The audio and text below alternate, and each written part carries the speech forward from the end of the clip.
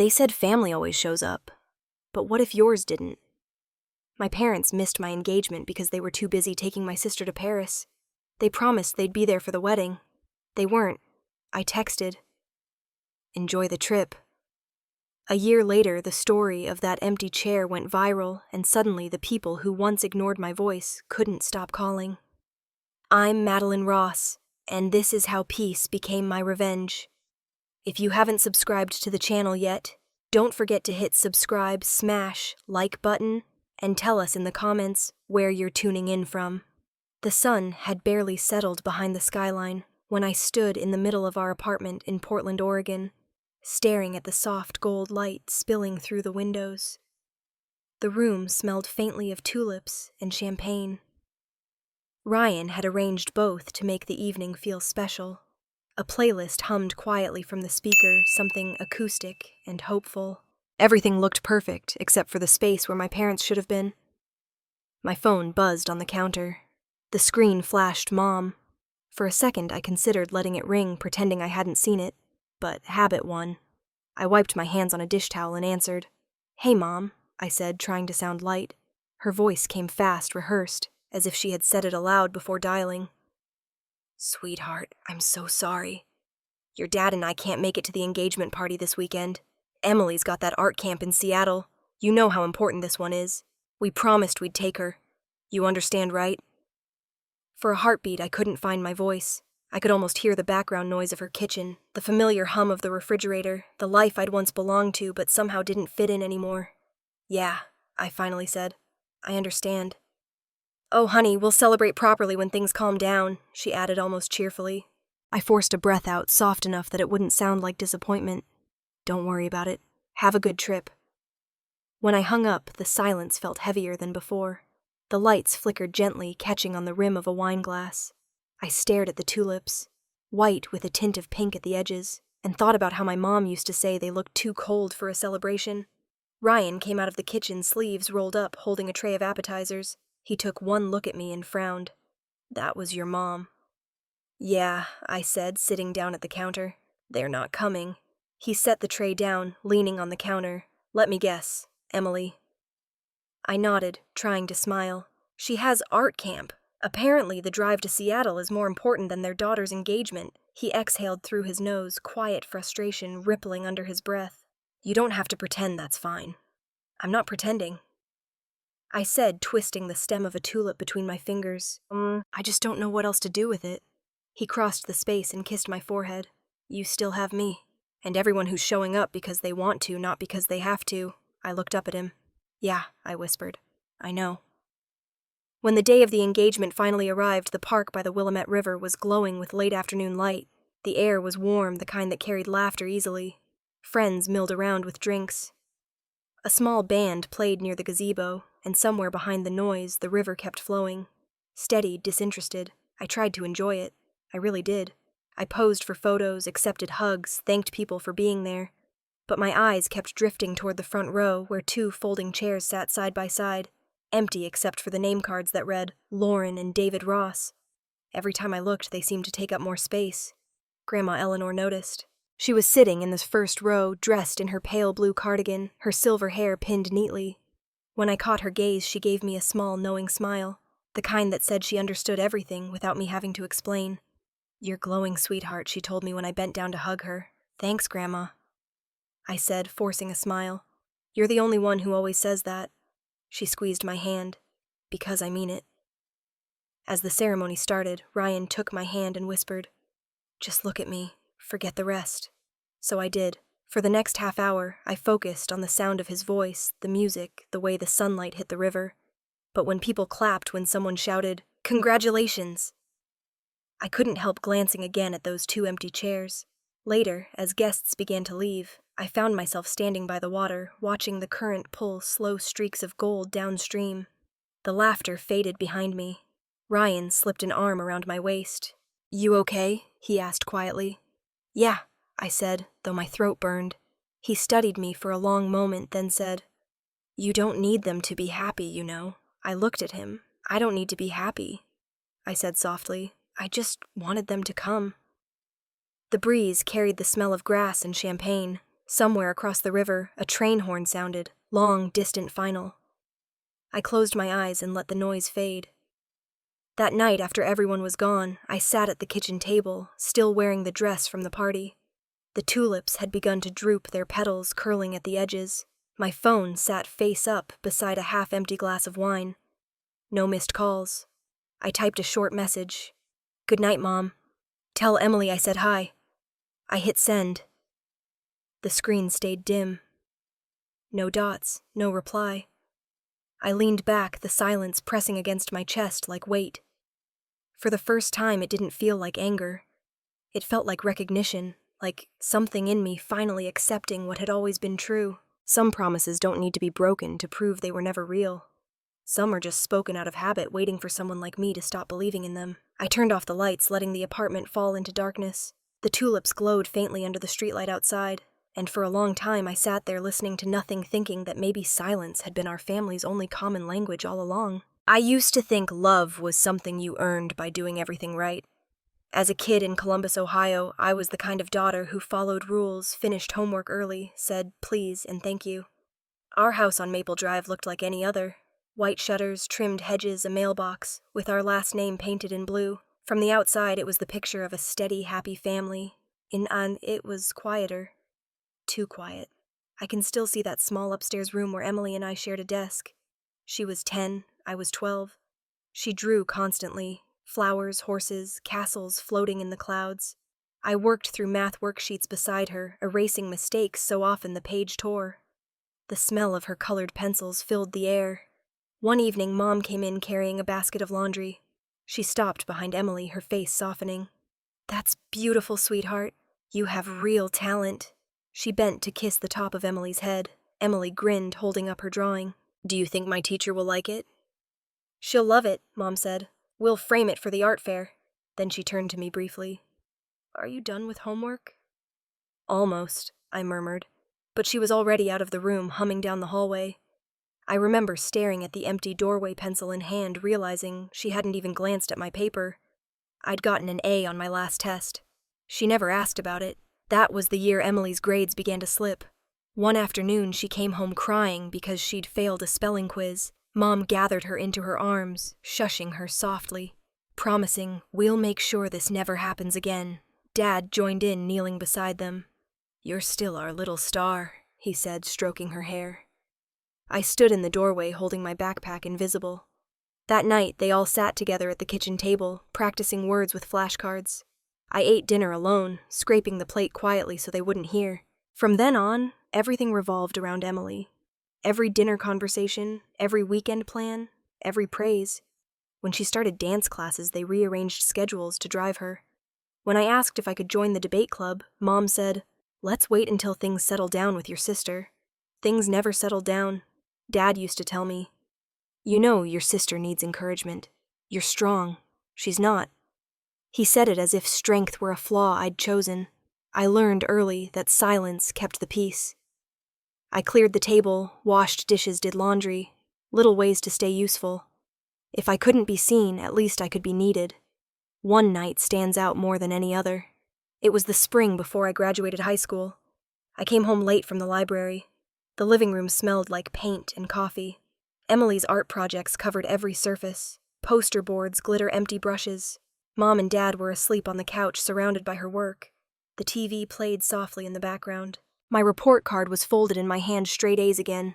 I placed it on the coffee table beside them, hoping they'd notice in the morning. They didn't. The next day, Mom called from the kitchen. "Emmy got selected for the county art showcase. Isn't that wonderful?" I opened my mouth, then closed it. There wasn't room for my news anymore. It wasn't jealousy, not exactly. It was the slow realization that I could do everything right and still be unseen. To be loved in our house, you had to need saving. Years later, I could still recall the sound of the kitchen clock ticking during dinners, where my name was never said. My voiceover would have said this if someone had been recording "To be loved here." You had to break before they'd hold you. When I turned 18, I told myself birthdays didn't matter. That morning, Mom reminded me, "Don't forget to pick up Emily from her art exhibit rehearsal." I nodded, half smiling. "Sure, Mom." By 7 o'clock, the house was empty. They'd left hours ago. The air smelled like dust and the faint sweetness of candle wax from past celebrations. I stood at the counter staring at the plain cake I'd bought myself from the grocery store. White frosting, Happy 18th, written in shaky blue letters by a teenager who didn't care. A knock at the door startled me. It was Grandma Eleanor, holding a small box wrapped in floral paper. "You didn't think I'd forget, did you?" I shook my head suddenly, blinking back tears. "You're the only one who ever remembers." She stepped inside, placed the box on the table. Inside was a brown leather notebook, the edges soft with age. "It's empty," she said, "but it's not meaningless. When the world doesn't see you, you write until it does." I ran my fingers along the cover. "I don't know what I'd even say." She smiled gently. "Start with the truth. That's always enough." We ate a slice of cake together, the frosting too sweet, the room too quiet. When she left, she hugged me tightly, whispering, "You don't need them to see you, Maddie, but someday the world will hear you." Later that night, I sat by the window watching headlights flash across the empty street. Around midnight, a car pulled into the driveway. Mom, Dad, and Emily climbed out laughing, carrying a large wooden frame wrapped in ribbon. Through the glass, I saw the glow on their faces as they admired Emily's painting. "She won first place," Mom exclaimed. Dad beamed with pride. They didn't see me at the window. They didn't see the untouched cake on the table, or the candle that had burned down to a pool of wax. I blew out the last flicker of the wick, the smoke curling upward like a sigh.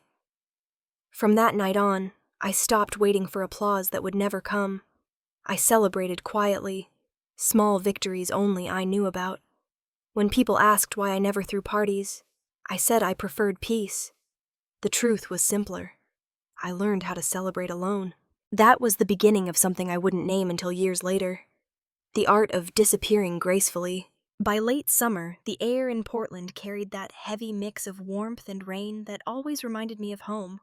I had spent the morning cleaning the apartment, making it look more like the kind of place a daughter worth visiting might live in. When my parents said they were driving up for the weekend, I felt that familiar, cautious hope rise in me again, hope disguised as obligation. Their rental car pulled into the driveway right at noon. I stood on the porch, hands tucked into the pockets of my jeans, pretending to be calm. Lauren stepped out first, smiling too brightly. "Sweetheart," she said, her arms open wide as if distance could be erased with a gesture.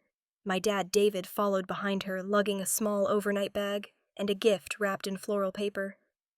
Inside, they moved through the apartment the way guests do, commenting on the furniture, the view, the smell of coffee, never quite settling in. Ryan shook my father's hand polite, but reserved, the kind of man who preferred silence to pretending. Over lunch, the conversation felt choreographed. Lauren talked about the weather, Dad asked Ryan about his work, and I filled the gaps with nervous laughter. When there was a pause long enough for honesty to slip in, Mom pulled out the gift. "We brought you something," she said, handing it across the table. "A little keepsake for the wedding." I peeled back the paper carefully. Inside was a silver picture frame, old-fashioned with an engraved border. In it was a black and white photo of my parents on their wedding day. Young, hopeful, flawless. "That was taken in 1986, Mom said proudly. "Your father looked so handsome in that tuxedo." Ryan smiled politely. "It's a beautiful photo." Mom reached across and squeezed my hand. "I'm sorry we missed your engagement party. Things just got complicated with Emily's camp, but I promise." She paused, looking straight at me. "I promise we'll be at the wedding. Nothing will keep us away this time. We're a family." The word family felt heavier than it should have. I nodded, forcing a smile. "I appreciate that, Mom." Ryan caught my eye, and I could tell he didn't buy it either. After lunch, Dad opened another beer and leaned back in his chair. "You know," he said, "marriage isn't easy. It's about sacrifice. A woman, especially. She has to learn to bend a little, keep things together when they fall apart." I felt Ryan stiffen beside me before he spoke. "I think sacrifice goes both ways, sir. Love shouldn't depend on who gives up more." My father gave a small laugh, not unkind, but dismissive. "That's a nice sentiment, son, but life doesn't work that way." Ryan didn't reply, and I could feel the space between the men stretch tight. Mom jumped in quickly, changing the subject to Emily's new freelance project. It worked. Within seconds, they were back to admiring her latest achievement. When dinner ended, Mom helped clear the table. As she stood at the sink, she said softly, "You've built such a nice life here, Maddie. You must be proud." I am, I said, watching the water run clear over her hands. I just wish you'd seen more of it. She hesitated, then said, We're here now. I didn't answer. Later that night, we sat on the back porch with glasses of wine. The air smelled like wet cedar and smoke from a neighbor's fire pit. The conversation drifted to wedding plans. Mom wanted to know about the colors, the venue, the guest list. Small talk disguised as interest. She asked if Emily would be maid of honor. I looked down at my glass. Actually, she hasn't said if she can come. Mom frowned. Of course she'll come. We'll make sure of it. I almost asked her to promise again just to see if it sounded different this time, but I stopped myself. There was no point in collecting promises I didn't believe in. When the night grew colder, they went to bed in the guest room. Ryan and I cleaned up in silence. He stacked plates, then turned to me. You know you don't have to keep giving them chances. I shrugged. It's easier than cutting them out. Is it? He asked. I didn't answer because the truth sat too close to guilt. The next morning, I found my grandmother sitting in the living room with a cup of tea, wearing her usual calm expression. She'd driven down early, unannounced, as she often did. Thought I'd get a head start on the weekend, she said, smiling. When my parents came downstairs, the tension between them and Grandma was instant but polite. She had never hidden her disappointment in how they treated me. Over breakfast, she complimented Ryan's kindness, asked about the wedding ceremony, and avoided talking to Lauren about Emily. When they packed up to leave that afternoon, Mom hugged me longer than usual. Don't forget to send the invitation, she said. And Maddie, this time we'll be there. I promise. Her perfume lingered after she pulled away, floral and faintly nostalgic like summers that once meant something. Grandma stayed behind to help me clean up. When we finished, she sat at the table, tapping her teacup lightly against the saucer. You know, honey, she said, you don't need to prove anything to them. Not your success, not your happiness. I smiled weakly. It's not about proving. I just want them to show up. She reached across the table and touched my hand. Someday they'll hear you, even if it's too late to say they're proud. The world has a way of listening to voices that were once ignored. I didn't know what she meant then. It sounded poetic, but far away, like something you read on a sympathy card. When my parents' car disappeared down the hill, I stood by the window, watching the sunlight flash off the rear windshield until it vanished. The apartment grew quiet again, the kind of quiet that hums with old disappointment. I cleaned the kitchen for the second time that day just to fill the silence. As I dried the last glass, I saw the silver frame they'd given me sitting on the counter. My parents frozen in their youth, smiling hands intertwined. I turned it face down. I've heard more promises than I can count. And every one of them dissolves the moment something comes up with my sister. I didn't know it then, but their promise to come to my wedding would be the last one I'd ever wait for. The morning of my wedding felt too bright, the kind of sunlight that makes every color sharper, every imperfection harder to hide. The small garden in southeast Portland smelled of damp soil and tulips. White ones, the flowers I'd chosen because they reminded me of stillness. The chairs were lined in perfect rows, the aisle wrapped in ivory ribbon. From the outside, it looked like peace. Inside, my chest felt tight. I stood in the dressing room of the venue, my phone buzzing on the table beside a bouquet. For a moment, I thought it might be my mother confirming they'd landed, that they were on their way. I picked it up. The message read, "We just landed in Paris with Emily. You understand, right? This trip has been planned for months. Have a wonderful wedding, sweetheart. We'll celebrate properly when we get back. Love you." I stared at the screen until the words blurred. My thumb hovered over the keyboard before typing 2 words. Enjoy the trip. Then I locked the phone and placed it face down. My hand shook slightly. I had thought I was used to their absence. But some days it pressed harder like gravity. Outside, the music for seating began to play. Ryan was already greeting guests, his voice warm and easy. When I stepped into the sunlight, the crowd turned all smiles, all unaware of the empty spaces that only I could feel. The aisle stretched ahead, lined with tulips. At the front, 2 chairs stood reserved, Lauren Ross and David Ross, written in elegant cursive. I had placed white tulip bouquets on each one that morning. They looked beautiful. They looked final. As I walked, the air seemed to slow. My grandmother Eleanor caught my eye from the front row, her expression steady and soft. She had flown in from Ohio the day before, despite her arthritis, insisting, "No wedding is complete without someone who means it." When I reached Ryan, he took my hand and whispered, "You look incredible." His thumb brushed against my knuckles. For a moment, I let myself believe that was enough. The officiant began to speak, his voice gentle, the words about love and patience drifting through the late morning air. I tried to listen, but my gaze kept catching on those 2 white bouquets in the front row. They were like ghosts, present enough to hurt, absent enough to remind me that this day was already marked by what wasn't there.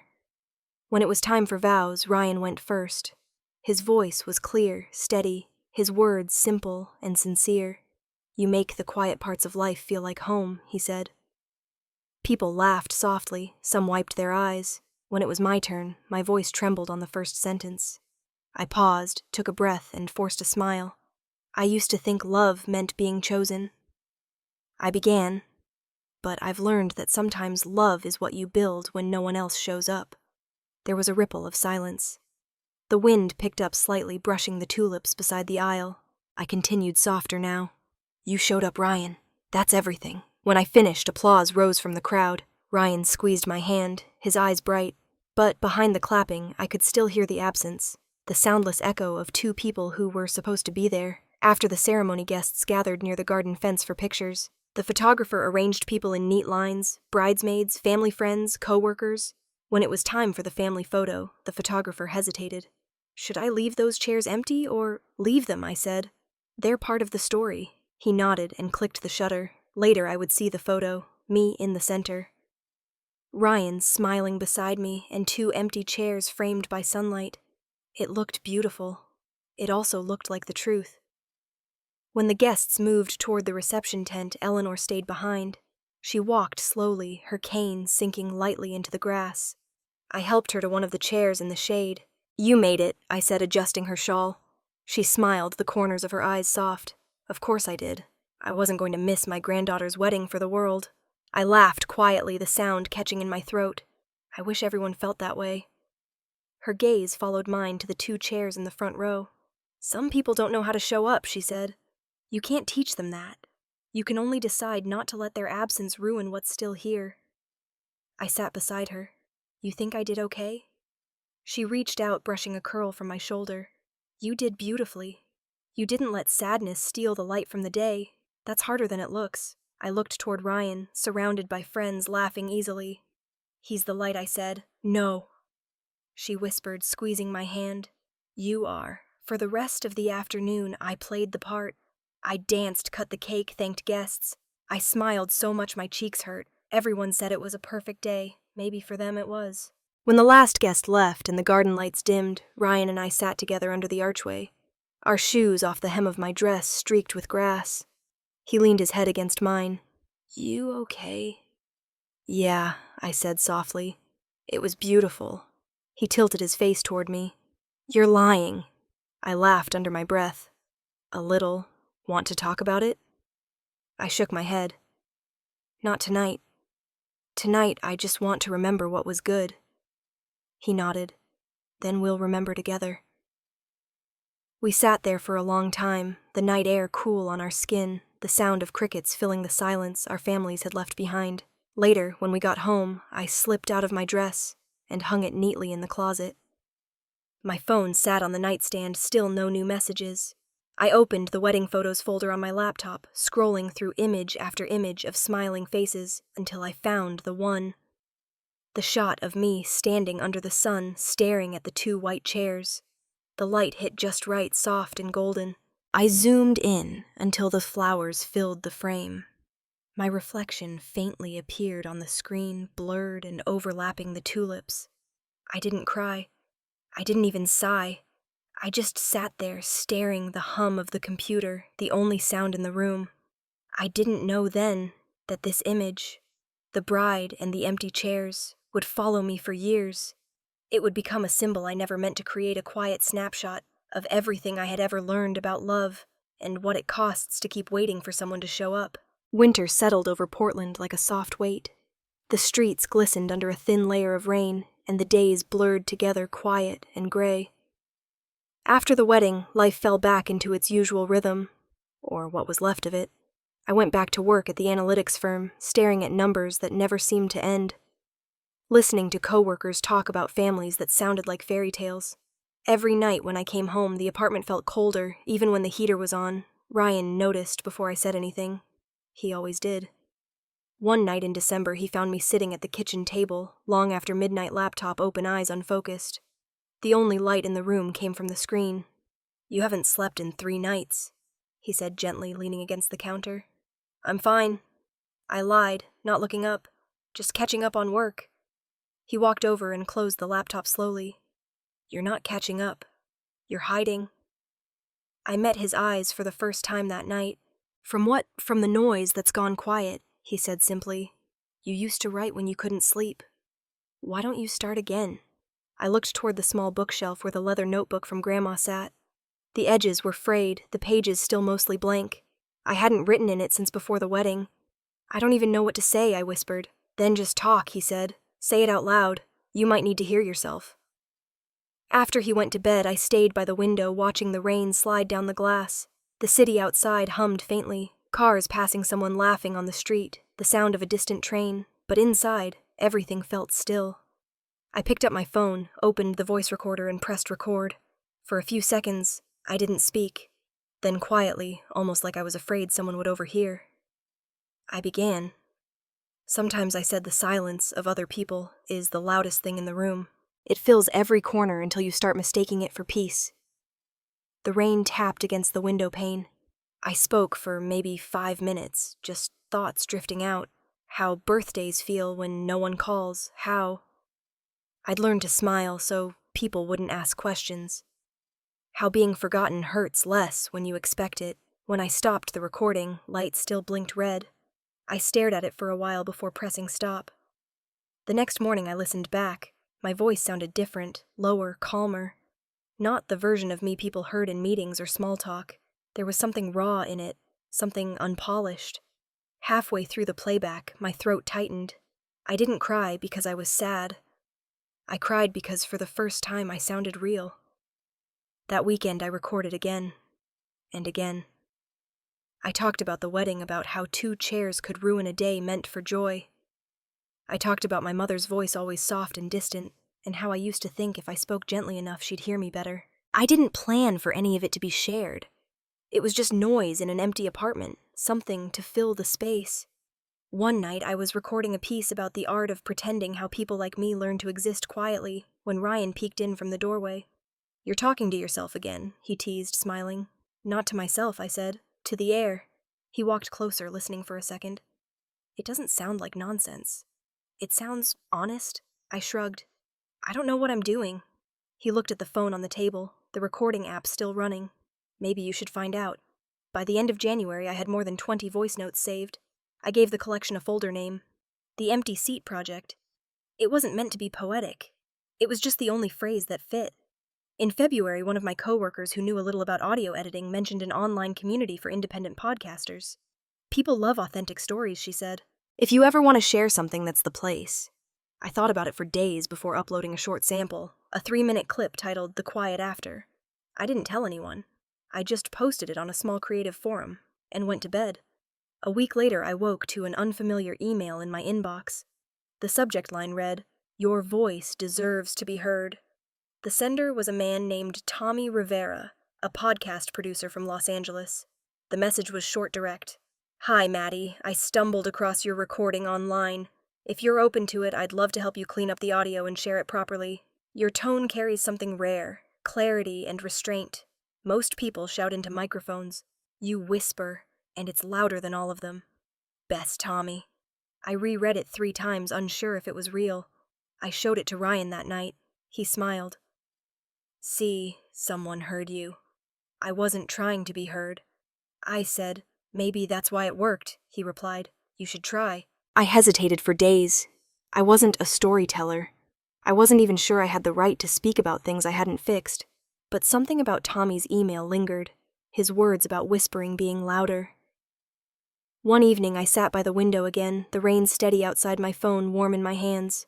I opened a new file, retitled it, The Empty Seat Project, Episode 1. I hit record. "My name is Madeline Ross." I began, my voice steady this time. "And I've spent most of my life mistaking silence for love. This isn't a story about blame.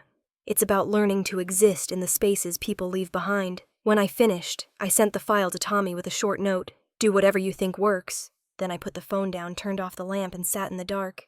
The only sound left was the hum of the city outside and my own breath, soft, measured, alive. I didn't know where that small act would lead. All I knew was that for the first time, my voice wasn't lost inside the walls of my home. It was somewhere out there moving through the air, finally being heard. The first time I walked into the Healing Frequency Network office in Los Angeles, I almost turned around and left. It was smaller than I imagined. A narrow studio on the second floor of a building that smelled faintly of espresso and new paint. The hum of computers filled the air, and the walls were lined with foam panels that looked like pieces of dark chocolate. Tommy Rivera was behind the desk, headphones slung around his neck, tapping something on the screen. "You made it," he said, flashing a quick smile. Nervous. I sat down across from him, hands folded. A little. I've never done this with an audience before. He laughed softly. Good. That's usually when people are honest. There was something about his calmness that steadied me. He showed me the microphone, adjusted the distance. "Don't think of it like a studio," he said. "Just imagine you're talking to someone who can't interrupt you." I looked at the mic, the small light glowing red. "That might be the first time anyone's ever let me do that." He grinned. "Then let's make it count." When the recording started, I didn't have a script. I just began talking about the 2 chairs. I had planned every detail I said. Slowly, my voice catching slightly in my throat. The flowers, the aisle, the music. But nothing prepared me for the sound of applause when the people you love most aren't there to hear it. I didn't name anyone. I didn't say my parents. I just said they. It was easier that way, as if leaving their names out made it less personal. But even I could hear the truth bleeding through the spaces between words. When I finished, Tommy played it back through the speakers. I sat perfectly still, listening to my own voice echo in the small room. It wasn't polished. There were pauses, the kind that make editors nervous, but he didn't touch them. When the playback ended, he turned to me. "It doesn't need drama," he said. "It's real. That's why it works." He sent me a rough cut that night. I listened to it in my hotel room, curled up on the bed, headphones and lights off.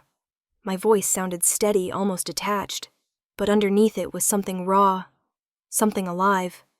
For years I had spoken quietly because I thought that was the only way to be heard. Now, for the first time, the quiet wasn't empty. It carried weight. The episode went live that Friday morning. I didn't expect much. I posted the link on a small creative forum with the caption, "A story about showing up." Then I turned off my phone and went to work. By lunch, my inbox was full.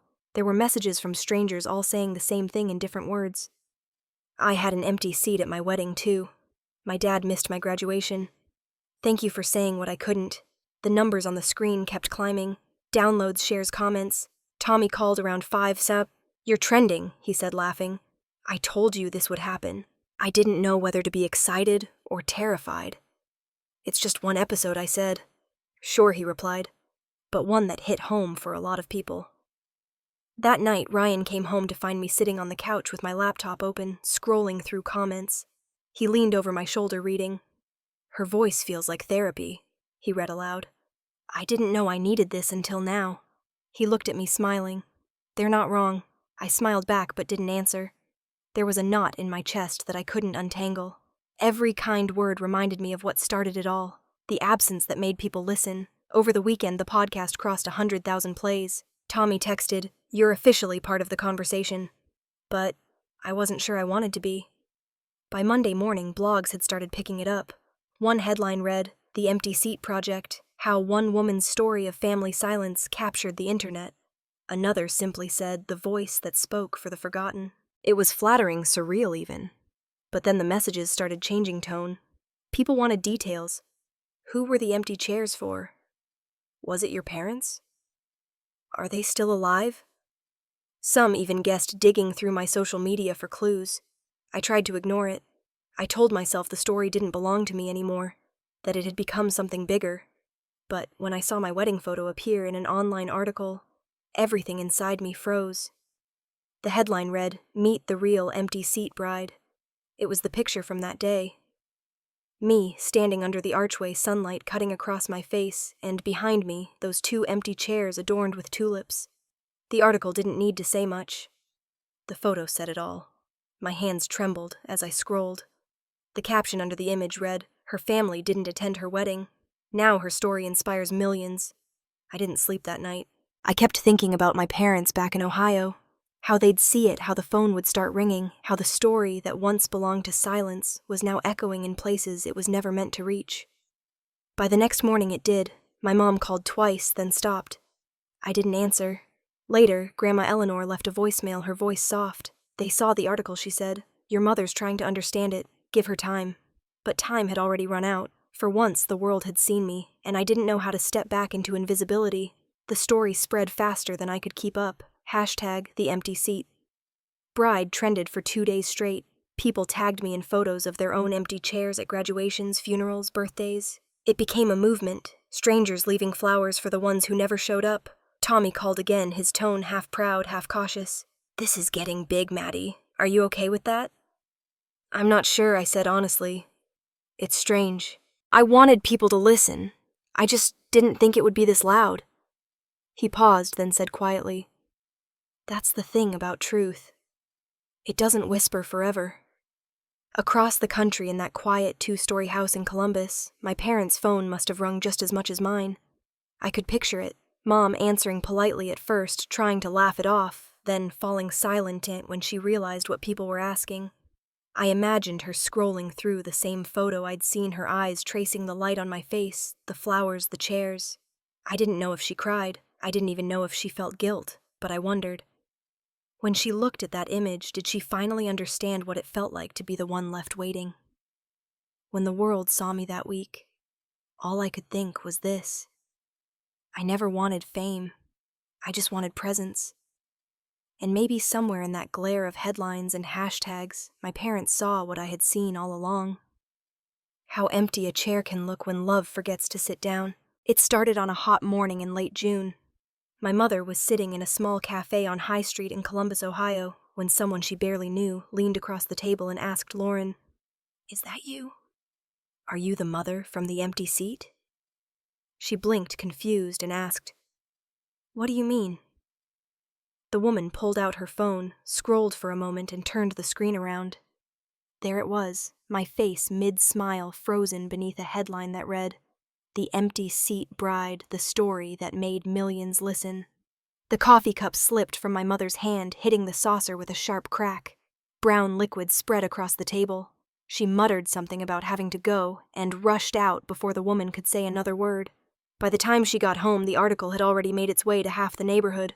She opened her laptop, typed my name into the search bar, and found pages of results.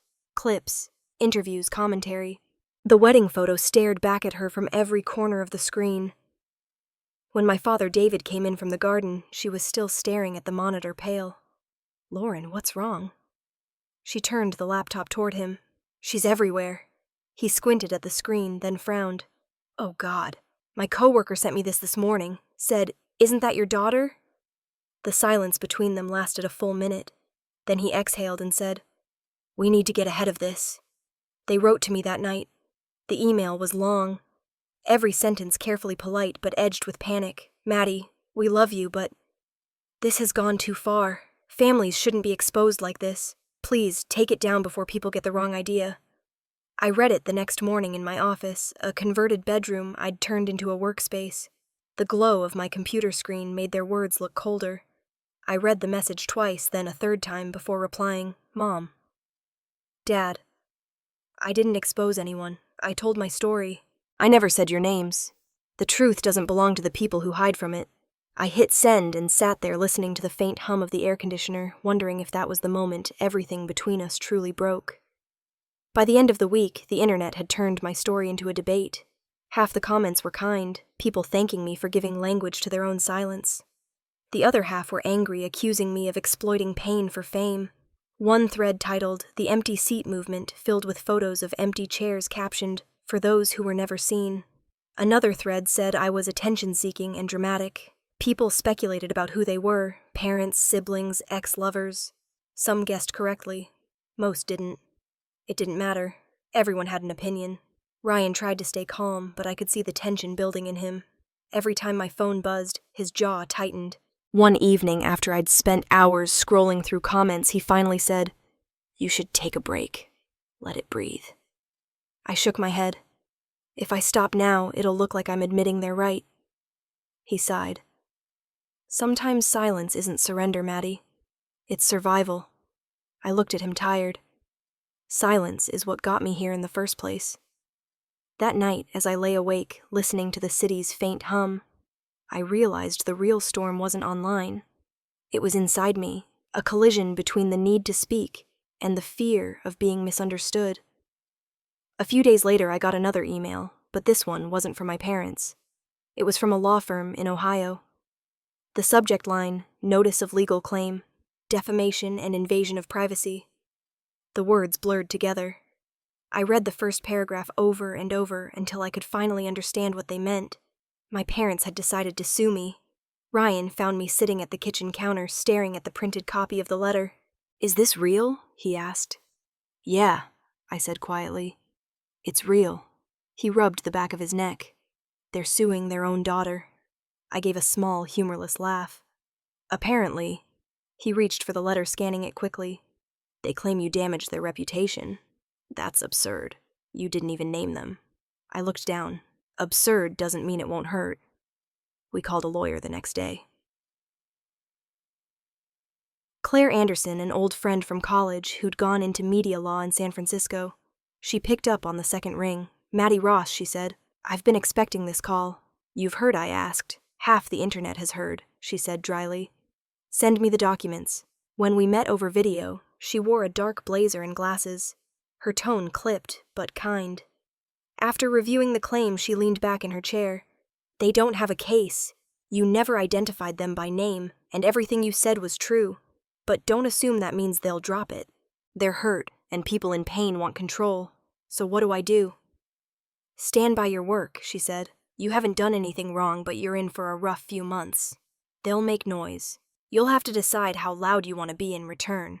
After the call, I sat alone in the studio, surrounded by the quiet hum of equipment. The walls seemed to close in a little. I opened my notes, reading lines I'd written months earlier, fragments of thoughts about silence and family. I turned on the microphone, the red light blinking to life. My reflection in the glass looked tired older. I took a deep breath and spoke softly. "People think truth is simple," I said, "that it's light and clarity. But the truth can weigh as much as guilt. Some people can't carry it, so they drop it on someone else and call it betrayal." The room was still. The mic captured every breath. I paused, then whispered, "Not everyone wants to hear the truth, but that doesn't make it any less true." I stopped the recording and sat back, the hum of the equipment fading into the dark. The storm outside was quiet for now, but I could already feel the next one forming slow and certain in the distance. The courthouse in downtown Portland looked colder than I remembered from photos, columns of gray stone rising against a washed-out sky. Reporters were already waiting on the steps when the car stopped. Camera lenses glinted under the morning light. Microphones hovering like metal birds. I stepped out slowly. Claire by my side, her voice calm but clipped. "Just walk straight," she murmured. No statements yet. My palms were damp even though the air was crisp. I kept my head down, the sound of clicking shutters echoing off the marble walls as we entered. Somewhere behind the crowd, someone shouted, "Do you regret publishing it?" I didn't answer. There was no point in explaining to people who already had their version of the story. Inside, the courtroom felt smaller than I expected. The wooden benches were filled, journalists, students, maybe a few curious strangers who had followed the empty seat since the beginning. At the front sat Judge Peterson, a tall man with silver hair and a gaze that carried more patience than pity. When I saw my parents across the aisle, my chest tightened. My mother wore a navy blazer, her hair pinned back. My father sat rigid beside her jaw, set eyes straight ahead. For a moment, I wondered if he'd look my way. He didn't. The clerk called the case Ross versus Ross, defamation and invasion of privacy.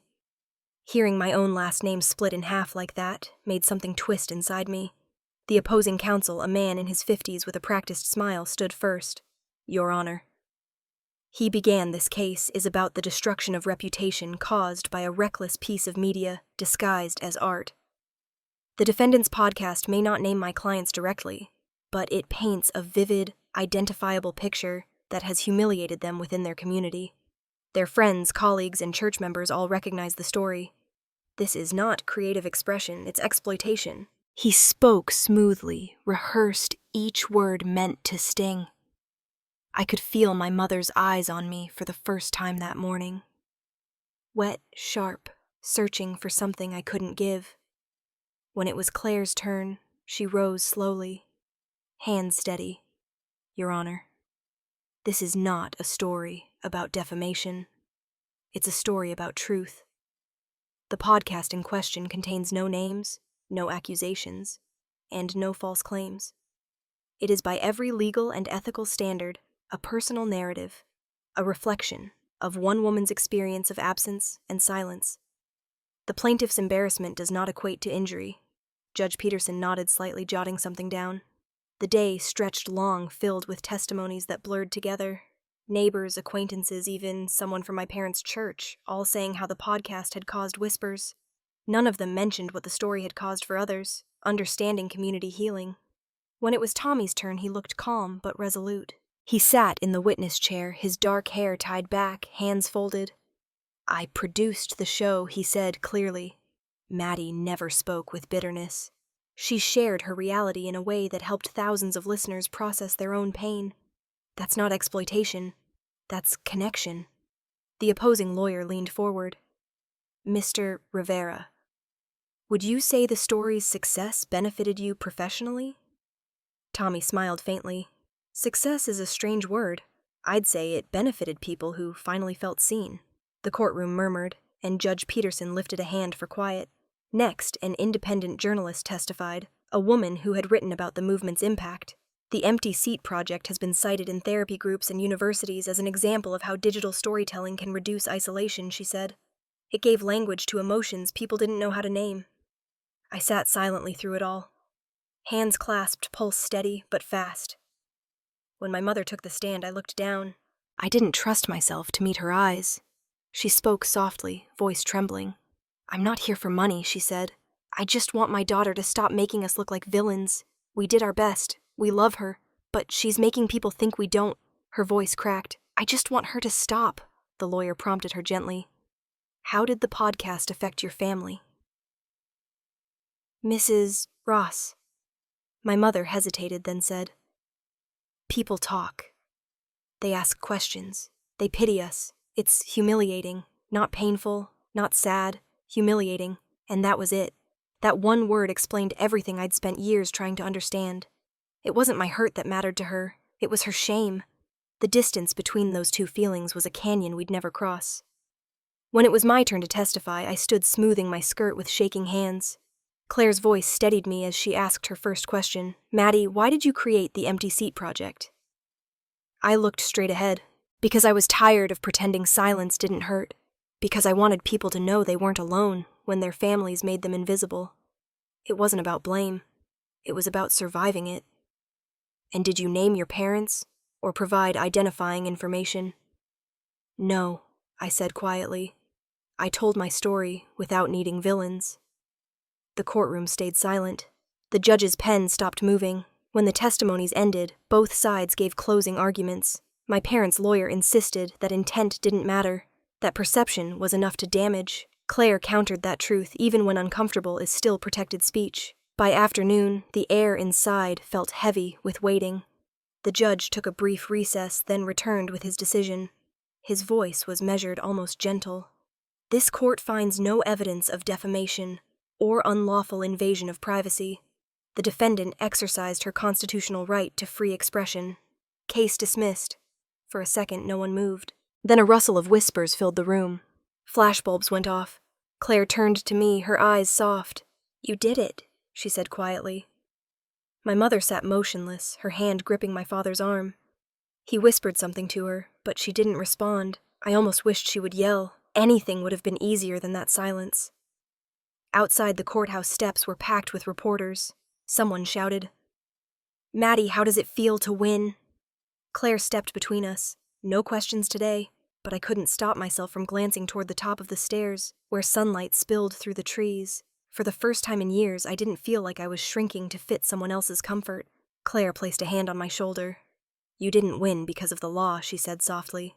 You won because you told the truth without flinching. I looked back at the courthouse doors closing behind us, then up at the light breaking through the clouds. Maybe, I said, maybe justice isn't about punishment. Maybe it's just being heard.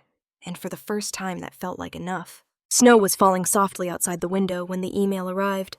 Portland winters had a way of turning everything quiet, like the city itself was holding its breath. The streetlights glowed against the white drifts piling along the sidewalks, and the reflection of their light flickered across the kitchen table, where I sat, half-finished tea cooling beside my laptop. The subject line stopped me cold. I'm sorry. For a long time I didn't open it. My thumb hovered over the trackpad, as though touching it might change something fundamental. Ryan was asleep on the couch, the faint sound of the heater filling the silence. Finally, I clicked. It was from Emily. Her words appeared one line at a time, the kind of sentences you can tell someone wrote through tears. Hey, Maddie, I've listened to all your episodes, every single one. I didn't think I could, but I did. I remember your 18th birthday. I remember coming home with that trophy, and how proud Mom and Dad looked. I didn't realize the cake on the table was for you until Grandma told me later. I'm sorry. I've been sorry for a long time. I stopped reading for a moment. The memory she mentioned was one I'd buried so deep it barely felt real anymore.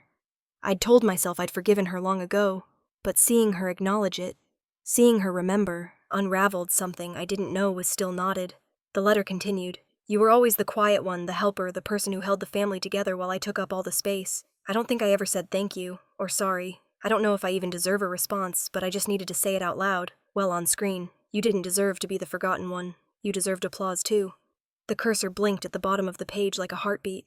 I reread the letter 3 times. Each word felt like a thread pulling loose the old fabric of our story. My hands were trembling when Ryan stirred behind me. Can't sleep again, he asked, voice rough with drowsiness.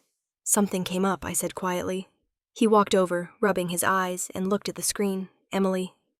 I nodded. He read silently, then looked at me. That's a real apology. I gave a small laugh. Yeah, and I don't know what to do with it. You could write back, he said gently. I could read it. He frowned. On the podcast, I hesitated. She didn't say I could.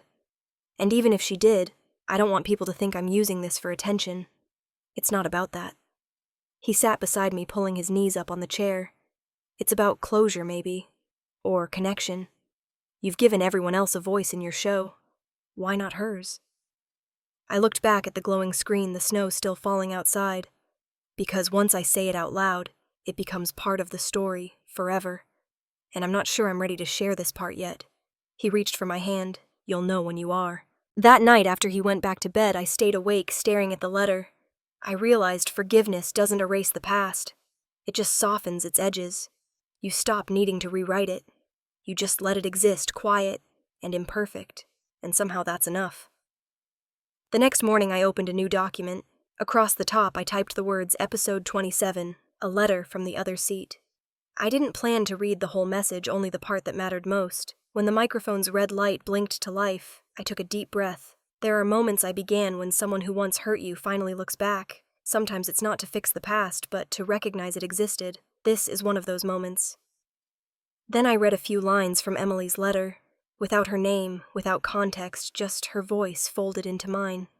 Thank you for noticing the empty chair, for remembering what I forgot. Sometimes recognizing the space between us is the first step to closing it.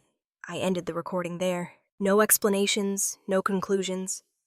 Just silence at the end, a kind of peace that didn't need to be filled. Tommy called later that afternoon. This episode feels different, he said. It's quieter. It's supposed to be, I replied. Not every story needs a storm. When the episode went live that Friday, I didn't expect much, but within hours, messages began to flood in again. Some were simple. Thank you. This helped. I cried. Others were long, entire stories unfolding through screens. One stood out. Hi, Maddie. My name's Samantha. I'm a college student in Chicago. I listened to your new episode on my bus ride home. It made me call my mom for the first time in 2 years. I just wanted to tell you that your story helped me forgive her. I stared at that message for a long time. It wasn't about numbers or press anymore. It was about connection. The invisible thread running between strangers who had all once sat beside their own empty chairs. That night, I turned off the lights in the studio and sat in the quiet glow of the monitor. Snow kept falling outside, gentle and relentless, the world muffled under its weight. I thought of Emily somewhere back in Ohio, maybe listening, maybe not. I hoped she felt lighter too. Sometimes healing isn't loud or dramatic. It's a single letter, a few honest words, and the courage to open them. When we heal ourselves, we make space for others to do the same. And for the first time, that felt like enough reason to keep speaking. The lights were blinding when I stepped onto the stage at the Los Angeles Convention Center. The room was filled with a low hum. People settling into seats, phones clicking off the muffled sound of anticipation. The sign behind me read, "Voice for Change." The power of personal storytelling. My hands were steady, but my heartbeat wasn't. I looked out into the sea of faces, most of them strangers, all of them waiting. The microphone stood a few inches from my mouth, the same distance that used to terrify me. I took a breath and said I used to think you had to scream to be heard. The sound of my voice carried easily through the hall, amplified, but soft, but sometimes I continued. A whisper can echo farther than a shout. The room fell still. No one coughed, no one shifted. The silence felt respectful, not heavy. I began telling them what I'd learned, not from books or lectures, but from living. I never planned to be a storyteller. I just wanted to make sense of the spaces people left behind. I didn't realize that the act of speaking out, of naming loneliness, was what would connect me to all of you. From the front row, I could see Ryan leaning forward, elbows on his knees, that quiet smile he wore whenever he wanted me to know he was proud. Tommy sat beside him, nodding occasionally, his expression half producer, half friend. Claire was there too, poised as always, her calm confidence a reminder of every battle we'd already won. But farther back, something, or someone, caught my eye. A figure sitting near the edge of the row, silver hair pulled into a loose bun, a white coat draped over her shoulders. I couldn't see her face clearly, but there was something familiar about the tilt of her chin, the stillness of her posture. For a second I froze. Then I blinked, forcing myself back to the present. I continued. Sometimes the hardest thing isn't being unheard. It's believing your story deserves to exist in the first place. We spend years trying to make ourselves smaller for other people's comfort. But silence doesn't save anyone. It only preserves what hurt us. Applause began softly, then swelled. I felt the warmth of it roll over me, not like a victory, but like understanding. Afterward, during the Q&A session, people lined up to ask questions. Some wanted advice on starting podcasts, others wanted to talk about family estrangement, healing, forgiveness. I answered as honestly as I could, always circling back to one truth. Your story matters even if no one claps for it. When it was over, Ryan found me backstage. You were incredible, he said, handing me a bottle of water. They couldn't take their eyes off you. I smiled, still catching my breath. I almost lost my words for a second. Where? Somewhere in the back, I said, glancing toward the exit doors. I thought I saw someone I knew. He tilted his head. Someone good or someone complicated? I hesitated. Maybe both. Later that night, back in the hotel room, I replayed a recording of the talk that Tommy had sent me.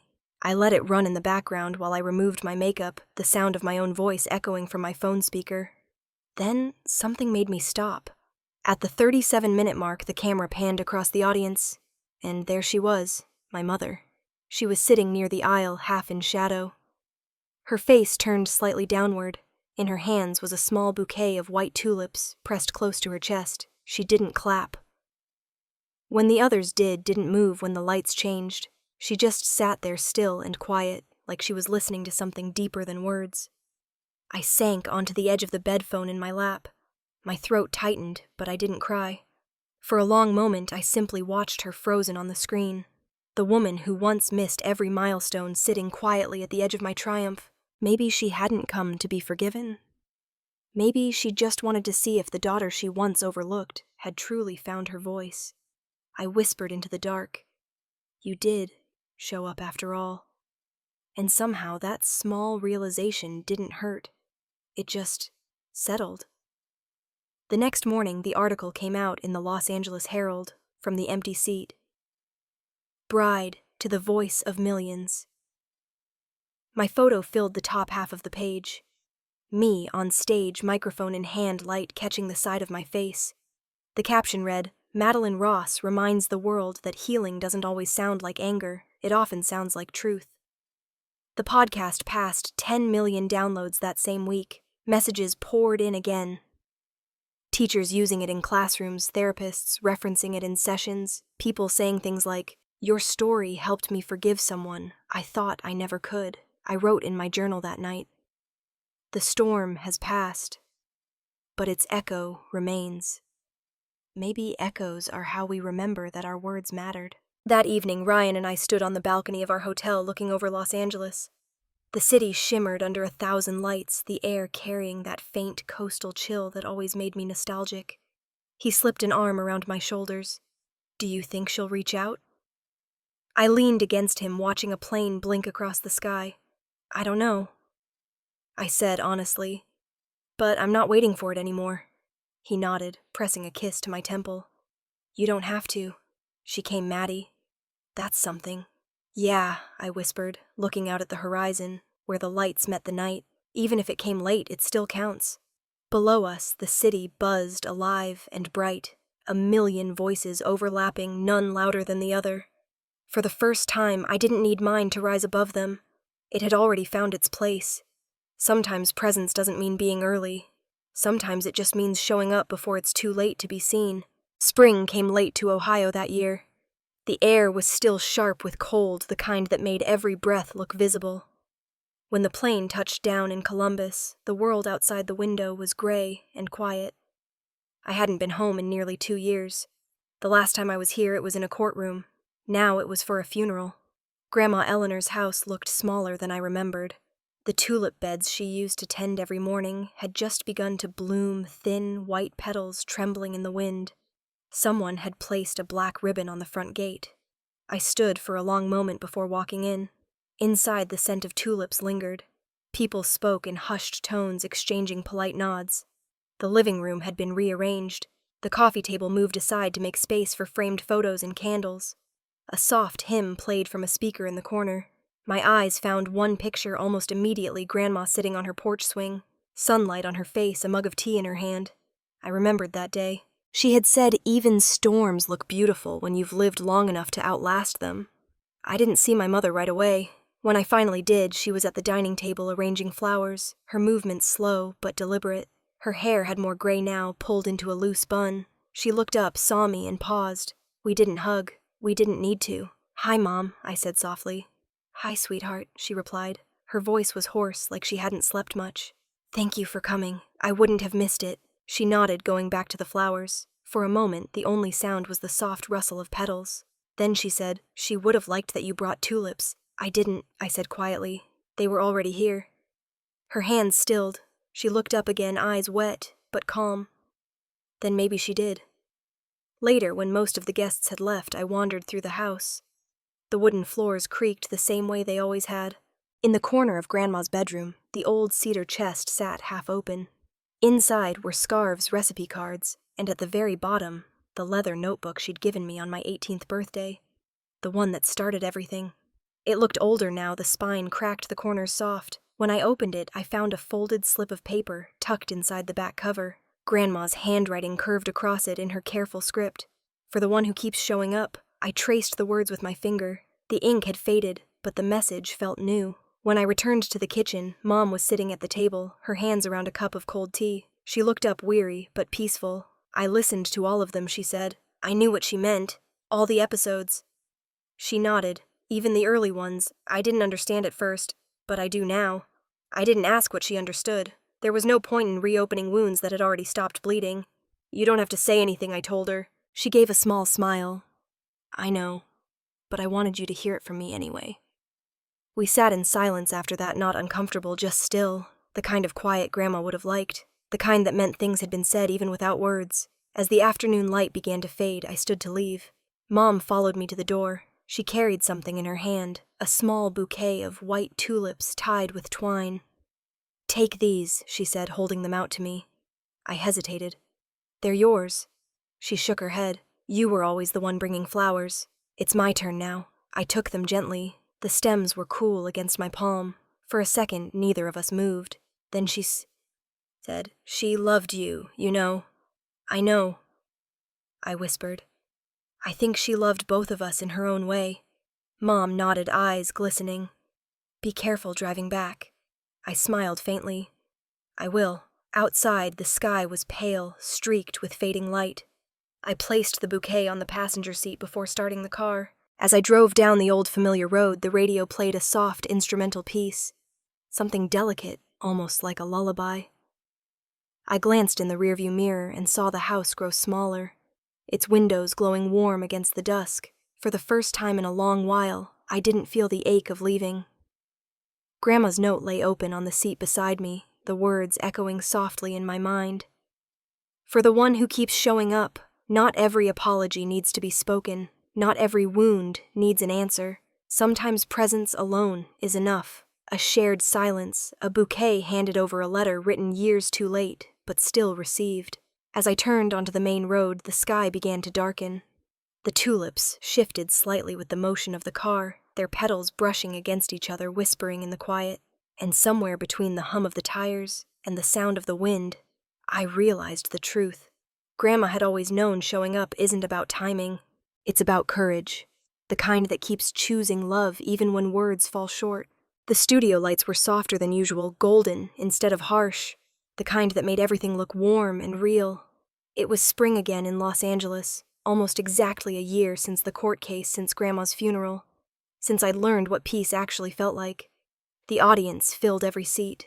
Behind the glass, the red sign glowed, on air. This was the final episode of the Empty Seat Project. The network had called it Who Showed Up. I wasn't nervous, not this time.